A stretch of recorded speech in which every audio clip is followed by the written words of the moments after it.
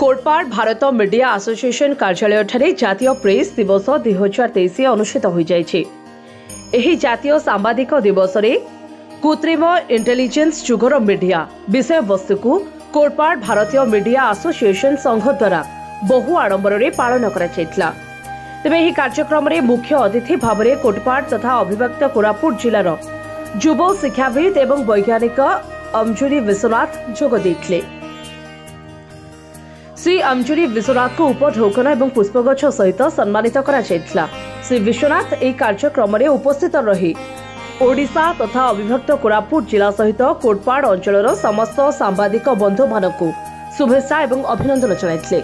विशेषकर Bharat media association निरपेक्ष खबर परिवेषण एवं विभिन्न सम्मानजनक कार्य सहित जनसाधारण मानक साहसिकता को भूयसी प्रशंसा करथिले।